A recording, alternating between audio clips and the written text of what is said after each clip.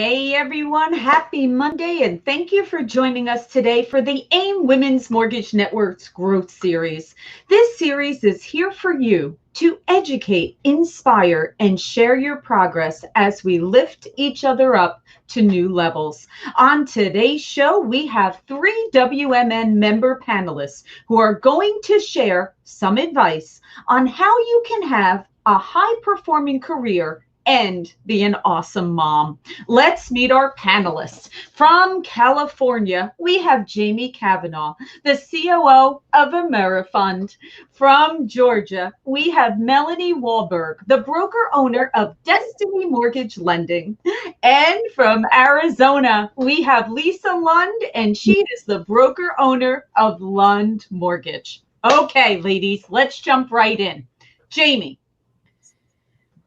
do you think mom guilt is a real thing? And if yes, what do you do when you experience these moments of guilt? Mom guilt is a real thing, and it's even more real now. I mean, we're facing what I can honestly say is the busiest, craziest time in my 23 years in this industry. It beats any refi boom I've ever seen, and I've been through 3 of them. And you know, the only thing that I can say about that is pull your mom tribe close, whoever that is, really. And, so, you know, some of us are fortunate. We've got, you know, spouses, like in my case, I've got a really supportive spouse who happens to be in the industry. So there's not a lot of explanation that's needed when we are both working crazy hours and we kind of pinch it for one another. But whoever that is, whether it's your friends, your family, the women around you who lift you up, and I'm fortunate to have a lot of those in my circle, and some of you guys are on this panel with me. But for me, when I get home every night, Charlotte knows that there's going to be a story, right? There's going to be we have a book series we're reading right now about Magical Unicorn School. And she knows that no matter how late it is, mom is going to drag herself into that room, sit down and read a chapter of that book with her. And so she looks forward to that. And so no matter what, even if it's 5 minutes out of my day in the middle of the day, I'll quickly FaceTime her and remind her that we're on for our story time. And, you know, even that 5-10 minutes of quality time with her every day, it helps not just her, but me, because I think I need it as much as she does. And it just kind of keeps me grounded and reminds me that, you know, I'm keeping her as a priority in my life, and she knows that she's important to me no matter how busy my day gets. I love that. I love a couple of things there. One, having that tribe, having that support system, like you said, regardless of who it is. It could be family, it could be friends, it could be fellow colleagues. And also that consistency, something that Charlotte knows no matter what time it is, you're dedicated to it and you're going to be there. And like you said, it's good for you also. So this tribe, okay, let's even speak about our group, right? Like the reason why you guys are here is because we do see a lot of posts and a lot of activity about dealing with this issue. It's a real thing. We know that. So what is your recommendation in terms of kind of opening up our shield of, I don't want anybody to know that I feel that way? Like, what's your thoughts on that? The best thing I ever did was start to just be real, especially with this pandemic. I mean, I think that you kind of have to just be you and realize that there's not a single one of us that's not feeling this on some level. And it doesn't matter what your title is, and it doesn't matter what your job is, and it doesn't matter how composed you look on the outside. If you're a mom, you're feeling this. It absolutely does not matter who you are, you're feeling it. You're feeling it whether you have a little one, you're feeling it whether you have older kids, you're feeling it. And the more that we can open up and be honest about that, the more that we're going to realize that we're not alone, and the more that we can support one another. And, you know, if nothing else, that simple awareness that we're not alone is so hugely relieving, I think, at least to me. Just a quick little, you know, funny thing on Facebook that we might post in our group, a little meme or something that just reminds us that we're all in this together is so helpful to me every single day. And then sometimes it's somebody else that has a simple tip like, hey, you know what? I'm having one of those days. I'm losing it. This is what worked for me. It helped. Great. Absolutely. Okay, Melanie.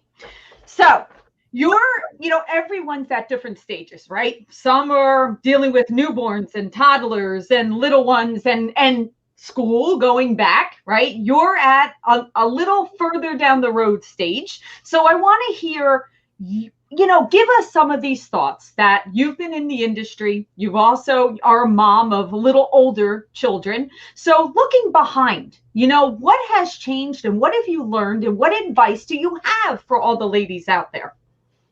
Okay, so let me tell you just a little quick story first. So I've been doing mortgages. I don't know. It seems like 400 years I've been providing mortgages. Something like that, right? It hasn't been quite that long, but sometimes it seems like it. But I opened my brokerage 15 years ago. My daughter she had just turned 3, and when I started my brokerage, I started working from home. That was the most cost-effective place to have my office, was at home. And she had just gotten to the point in life where she was mastering doorknobs. She could finally reach the doorknob and turn it and come in. Okay, so I don't know. My husband and I had a deal. Jamie talked about having that support system. Well, we had my support system is my husband. He'd only been disabled for about a year when I opened my mortgage company. And so we kind of had a deal that until she started preschool, he was going to take care of her and the ins and outs. Well, one of my very first clients, my phone rang. I'm in my office, the door is shut, and the doorknob opens slowly. She comes in and she just starts talking 90 miles an hour. And I'm on the phone with a client. I put my hand over the phone because this was at a point in time where it was like, I didn't want people to know I was working at home. I didn't think that would be very professional. The last thing I want the customer on the other end of the line to hear is that there's somebody else, a child, talking. That doesn't really come across as professional. So I had my handset. I walked her to the door and I held her hand as we walked to the door. I put her in the hall. I closed the door behind her and I locked it. And I'm on the phone trying to not break professionalism, and she's having a complete meltdown in the hall. And I felt horrible. I was almost crying on the phone with this guy, but I didn't want him to know that he was not my most important focus at that very moment. So I never broke my professionalism all the way. I could hear her having a meltdown. I felt horrible. So when Jamie, you were talking about the mom guilt, I had it. And I had it for like days because I felt terrible that I had done that to her. And in a moment, I thought, I've scarred her for life. I'm a terrible mother. I've scarred her for life. Okay, well, fast forward, like you said, Laura, fast forward to now. My daughter is 18. She just graduated from high school. She was supposed to graduate, like 2 months ago, but because of COVID-19, graduation was late. And, so after graduation, you never know. You never know as a mom if you're doing a good job, if all of these little things that you've done have scarred them for life. But after she graduated, she put her arms around me and she said, "I love you, Mommy, and thank you so much for everything you've done for me." And I was crying. I'm going to cry right now thinking about it again. But it's like, it's okay. Like, it kind of gave me satisfaction.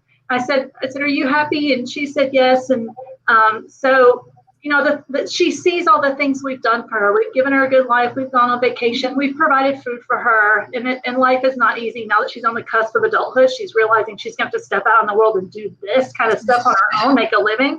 So she sees it all and she appreciates it. And now another really quick, I know we're short on time, but my son, he bought his first house a few years ago. He's in his early 30s. I won't say his age because it just makes me older. But when he bought his house, he's in another state where I'm not licensed. So he had to rely on local expertise there. But he was calling me like every day going, "Well, the agent said this and the loan officer said this. And is this right information?" That just reinstills that all over again, that I did a good job. And these kids love me and they listen to me and it's all okay. All of the things that I felt guilty about, when my son was growing up, I would sometimes not get home till 9 or 10 at night because that's just what sometimes the job calls for.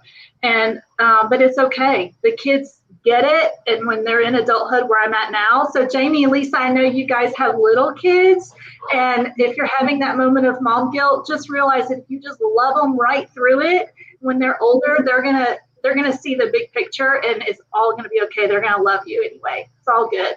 Absolutely. And thank you for sharing that, Melanie. Thank you so much. Okay, Lisa, we've established we all have felt mom guilt.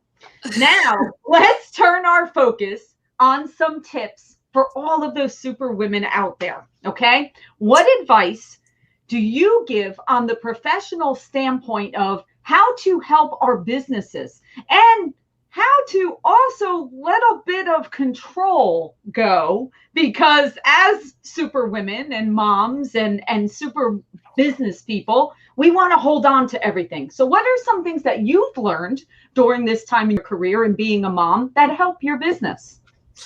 Oh man, Laura, this year has been quite the learning year for me. Like you said, being a woman in this position or even in business at all, you feel the need that you need to control everything. And that's been one of my biggest fallbacks is just let me do it. I'll handle it. And then you fall into things such as mom guilt or getting home late, or maybe you can't be at 3 places at once and you're trying to do it all. And one of the things that I've learned this year is to I think that one of the hardest things I've had to learn is when to ask for help, when to hire, when not to hire. And, like Jamie was talking about earlier, when to ask for help, even in mom group, but even professionally, when to know in your office that you really need that support in the office as well. And I was always so scared because when you look on social media these days, one of the things that the needs that I've been seeing throughout is, processing. Processing is a huge thing out there, and there's just not enough qualified processors to hire, and everyone's fighting for the same processors, it seems like. So it really made me this year and all the craziness kind of look outside the box and step outside the box and say, instead of just hiring a processor, why don't I start hiring younger people maybe that aren't in the industry and start teaching them pieces of processing and really teach them how to grow that piece of the processing. And it has been so much of a relief for me. I've hired, 4 right out of college, one of them including my oldest son, but I do have 3 younger ones also, Melanie. And they have been fantastic. And it has completely changed so many things. And they are excited about it. They're excited about the mortgage industry. They're telling their friends about it. There's so many things that they're learning that they weren't taught in school. And so it just caused me to look outside of the box for that need. Instead of just going on there and asking for a processor and LOA, I decided that I'm going to create my own process and just teach them. And they're sponges. So Lisa, tell me, how did you get over, let me just do it? How do you get over that? Please tell me, share. It was a lot of almost crying, almost to the point where like, what am I going to do? How am I going to do this? I have so much on my shoulders. We've already surpassed last year, and I love my team here. I love my family. Everyone has been so dedicated to me, but I also don't want to wear them out, right? Everyone deserves time off, and I don't want to burn them out. And I had to look at the needs of my other employees as well as my own and say, I have to do something. I can't burn them out. They've all been so great to me. We have a great, work family, just like I have a home family. And I needed to help not only myself, but I needed to help them as well. Right. And I love that. And, honestly, listening to your answer, you're once again coming from a place of nurturing. Literally, you're saying the reason why I had to do this is because I was trying to take care of my team and make sure they didn't get burnt out, and make sure they had some personal time to recharge. So even that is coming from a point of I care for my team and my family at work. So that's wonderful. Great. Love it, Lisa. All right, Jamie, what other recommendations, if you're going to go out there to everyone and give that one piece of advice to make it through this crazy time? And also, I know we've spoken about how has COVID changed some of this, right? Because, we could go to a conference previously and kind of all get together and recharge and get pumped up and gather around and kind of say, oh, yeah, me too. That doesn't exist right now. What are some things that you recommend, to stay on track and get through all of this? Just like you said to begin with, nobody's ever seen anything like this between our industry and what's happening in the world right now. What's your piece of advice? I have I'm going back to that comment about the tribe. And I think in a way it goes beyond just, let's say, a women's group or beyond just the family piece of it. Even in my career, I've found my tribe.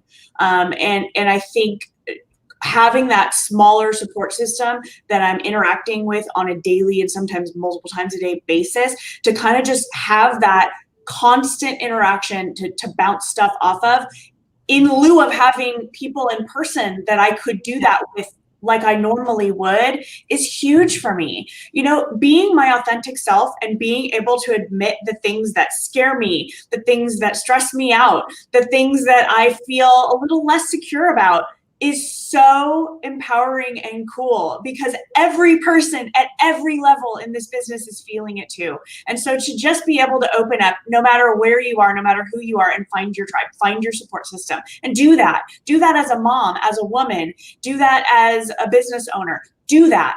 And believe me, when you admit that you are not perfect, you will find that everyone else admits it too. And together you will find your strengths and you will find your support system, and you will be so empowered to go out there and overcome all of those fears and find that you're not alone, which in and of itself is so huge at a time where we feel so alone because we don't have the kind of physical interaction that we've had in the past. And so I would just say, find your tribe in business and in life. Find your tribe. Yeah, I agree. I mean, it's so interesting, like you said, about not being perfect. It's very strange how years ago, nobody would just be themselves, where now people have realized, well, why are we all trying to hide something? Like, nobody was ever perfect. No one, ever. So I don't know why everybody was trying to be at some point. But yes, you're right. Now it is what it is, right? This is what you get. There's nothing else here. So Melanie, I'm curious. You mentioned about 15 years ago, your daughter turning the doorknob, and you're trying to, shield everything because you're saying, oh, I don't want them to know I work from home. What's changed? So now here we are. Tell me what's changed, and how do you perceive working from home outside of pandemic? In a normal reality, what have you seen change? Yeah. I mean, I'm kind of jealous that, it was like my kids were in the wrong era, because right now, there's no kids bothering me at all during the workday. They let me have my space, but it's kind of like, with this COVID-19 world that Lisa had mentioned it the other day. I mean, it's kind of like, okay, because everybody in every profession is working from home. And so it would be okay to have your kids just barge in. It's kind of funny. I made a phone call a couple of weeks ago to one of the country's biggest wholesalers. Laura, you know, but when the receptionist answered the phone, and it's always with them, business, how can I help you?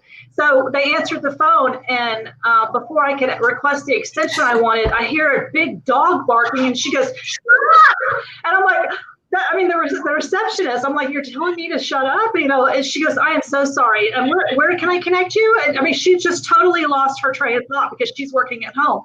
So that kind of stuff, it like instills in you that right now in this COVID-19 environment, anything goes, because we're all, like you said earlier, we're all in this together. We're all going through it. So if your phone call gets interrupted because UPS rang the doorbell and your big dog is barking, or a child walks in the room and interrupts you, now that's kind of the norm. But I mean, when I started my mortgage company 15 years ago, that would have been viewed as highly unprofessional. And I don't want to do business with this lady who's got a little kid talking in the background. She's not listening to me. She's listening to her little kid. I mean, so I mean, it's kind of not fair. It's Melanie says it's not fair. But I do agree with you, Melanie, of the point of there's an advantage. If anything, everybody's mindset has changed, where we kind of, going back to the being authentic thing too, we've gotten over it. It doesn't matter anymore. It doesn't matter if the doorbell rings, if the dog barks, if the child walks in, because that's gotten real also. Not just the people, but the situation has become real. So you're right, Melanie. If anything, we should look at this as an advantage, because this is a situation as moms, as powerful mortgage women, we can have it all and not have to, number one, we don't have to wear a mask ourselves. And number two, we don't have to hide the environment that we're in because it's real. So if anything, this is an advantage for everyone right now. So I think that's glorious. None of us are unique in this situation. We're all going through the exact same things together, whether it's Arizona, California, it's all the same everywhere. And people understand. The people on the other end of the phone, they get it. And if anything, when you're on the phone with a client or a CEO or whatever, it's so opposite way it was 15 years ago. 15 years ago, you're shielding the phone so the person doesn't hear me. Now you can actually say to them on the phone, I am so sorry that we were interrupted. And it's actually a more of a bonding that you have with the person on the other end of the phone, because they're like, oh my God, that same thing just happened to me an hour ago. I mean, it's completely different today than it was 15 years ago. So if you're interrupted, it actually bonds you more with the client, that you can express that to them because they're going through the exact same thing. They're having the same interruptions in life. Crazy. So if anything, we should use it, like I said, as an advantage, a way to continue to bond with the families that we're helping and our referral partners and everyone. So good point. Love it. All right, Lisa, final piece of advice to all the ladies out there. Whatever you want to offer, what piece of advice would you like to share? I think one of the biggest things that I've gotten out of this year is to not dwell on problems, right? Every day there's new problems, whether it's, children online school. That was my problem last week. Got through that. I was telling Jamie that today. We're faced in the mortgage industry with problems every day. And I've learned to just take a deep breath and become a solutions person. Just like with hiring outside of the industry and really bringing those people to teach in the industry, is every problem has a solution. If you become solution oriented instead of dwelling on the problem, your day is going to end up so much easier. And when you reach out and ask for help, whether it's your tribe, your mom tribe, or your work tribe, for helps with those solutions, and you can work together, it makes those problems not seem so big anymore. So that's one thing that I've really taken away from this year, is just to not dwell on problems, whether it's home or it's work or whatever it is, and just really become a solutions person. I love that. Absolutely. And listen, part of the reason why we're good in the mortgage business is because we're problem solvers. I mean, that's actually a mandatory requirement. I agree. Is to be problem solvers. On your resume. Yeah, absolutely. Big, right at the top. So one question before we go also, Lisa, these college students or recent college graduates, where are you finding people? Because I'm curious, I know everyone's dealing with the same problem. So where are you finding them? As crazy as it sounds, I talk about what I do all the time. Everyone knows. One of them was my babysitter. For instance, she was my favorite babysitter, reliable, always on time, graduated U of A with a finance degree. And we were talking and she said, I would love to learn mortgages. Well, now her sister who's getting married just bought her first home. We helped her with that. All of her family's refinanced through us. She's gotten a firsthand experience, and now she's applying kind of what she learned in college, but way more real life. And she liked it. One of them is my son. He was in the food industry. And unfortunately, during this pandemic, they had to shut down the restaurant. So I called on him for some help, and now he's ended up quitting there, and he loves the mortgage industry. Facebook, reaching out to another one is a friend of ours, their son. He just graduated college, was looking to get into something where he could grow. Word of mouth, just reaching out, talking about what I do in the community with friends, family, and it's been actually pretty easy. That's awesome. Love that advice. That is great. You ladies are awesome. Thank you so much for opening up. You're very open. You're very honest. Your methods and your insights have been so valuable. So thank you so much as always. All right. Thank you, Laura.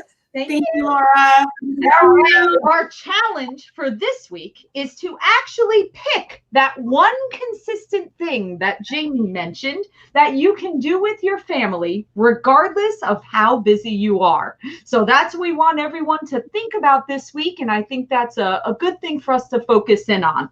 And wishing everyone a fabulous week. On next week's show, we are actually spotlighting a WMN member, Alexa Ray, as we are going to discuss the relationship between the stock market and interest rates. So be sure to tune into that next week. Thanks so much, everyone. Have a great week.